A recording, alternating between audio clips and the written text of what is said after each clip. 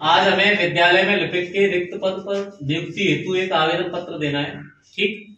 और किसी समाचार पत्र में कोई विज्ञापन निकला है, उसको देख करके किसी अभ्यर्थी ने या प्रार्थी ने पत्र लिखा है, एक आवेदन पत्र किसी स्कूल के नाम। तो पढ़ते हैं, यूपी बोर्ड के एग्जामों में ज्यादातर ये चीजें आती हैं। अब इस जगह पे कोई सा भी आवेदन पत्र आ सकता है, जैसे बैंक में सफाई कर्मी का आवेदन पत्र आ सकता है, किसी विद्यालय में अध्यापक की नियुक्ति का आ सकता है, किसी विषय को लेकर के आ सकता है। तो आपका एक फ्रेम लेटर है ये, आप इसी के आधार पर दूसरा भी लिख सकते हैं। परीक्षा में विशेष ध्यान रखना है कि जब हम पत्र लिखे तो हम प्रश्न पढ़ेंगे क्या है, किसके लिए आवेदन पत्र की हमसे बात कर रहा है, उसी को हम सेवा में के बाद लिखेंगे। यहाँ अगर वो हमसे कहता है बैंक के लिए, तो हम यहाँ लिखेंगे शाखा प्रबंधक महोदय, ठीक है। अगर विद्यालय के लिए तो प्रबंधक महोदय। तो शुरुआत करते हैं सेवा में, प्रबंधक महोदय जी। आप अभिवादन शब्दों का उचित प्रयोग करना है हमें हर जगह।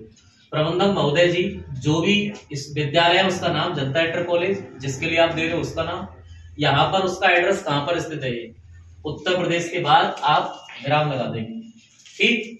उसके बाद विषय है विद्यालय में लिपिक के रिक्त पद पर नियुक्ति हेतु आवेदन पत्र। यहीं पर आप दिनांक देंगे। पुराने पैटर्न में दिनांक यहाँ रखा जाता था, लेटर खत्म होने के बाद रखा जाता था, जो अब नहीं है। आपको दिनांक यही लिखना होगा। यहाँ पर महोदय जी, अगर आपको लगता है कि जो पत्र मांग रहा है उसमें कोई महिला है प्रबंधक, तो आप महोदया जी लिखेंगे यहाँ, महोदया जी। फिर यहाँ से समाचार पत्र में विज्ञापन के माध्यम से, उचित भाषा का प्रयोग करना है आपको, समाचार पत्र में विज्ञापन के माध्यम से, ठीक है। या किसी मैंने देखा किताब में लिखा हुआ न्यूज़पेपर में, तो हम समाचार पत्र में विज्ञापन के माध्यम से, एडवर्टाइजिंग आया है उसके माध्यम से हमें ये पता चला है कि आपके विद्यालय में लिपिक पद क्या है, रिक्त है, खाली है, ये पता चल गया उसे अभ्यर्थी को। मैं इस पद हेतु समस्त योग्यता के साथ सेवा देने में समर्थ हूँ, यानी मैं इस पद को लेने में पूरी तरीके से समर्थ हूँ। ये कौन बताना चाह रहा है, अभ्यर्थी या प्रार्थी बताना चाह रहा है। मैं अपनी शैक्षणिक योग्यता, मेरी जितनी भी योग्यता है ना शिक्षा की, सहित कार्य अनुभव और मैंने जो अनुभव लिया है उसका विवरण नीचे प्रस्तुत कर रहा हूं। आशा करता हूं कि आप मुझे इस पद हेतु योग्य समझकर एक बार सेवा का स्व अवसर प्रदान करें। उचित भाषा का प्रयोग किया, सामान्य भाषा प्रयोग करिए, हर किसी को समझ में आ सकती है। इसके बाद एक चार्ट बनाना है। चार्ट में ज्यादा कुछ भी लिखना है, हमें क्रमांक लिखना है, परीक्षा लिखनी है, उत्तीर्ण वर्ष लिखना है, प्राप्तांक लिखना, श्रेणी लिखनी है, जिस बोर्ड या विश्वविद्यालय से आपने शिक्षा ली है वो लिखनी है। विश्वविद्यालय इसलिए लिखा जाता है क्योंकि इंटर के बाद विश्वविद्यालय भी हम जाते हैं और 10th-12th तक बोर्ड लिखा जाता है, ठीक है, इसलिए ऑब्लिक लिखा है यहाँ पे। यहाँ पहली होगी मैट्रिक, मैट्रिक को हाई स्कूल कहते हैं, हाई स्कूल 2010 में किया।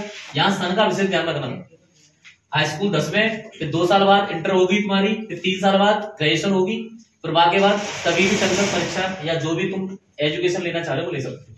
यहाँ नंबर वगैरह लिखने कितने कितने हमें मिले, यहाँ कौन सी डिवीजन आई आपकी वो लिखनी है।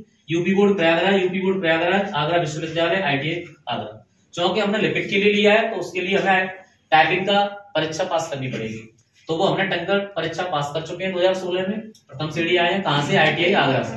ITI बल्कि लिख सकते हो या आगरा लिख सकते हो। इसके बाद अब हम कार्य अनुभव बता रहे हैं अपना, क्योंकि हमें नौकरी लेनी है।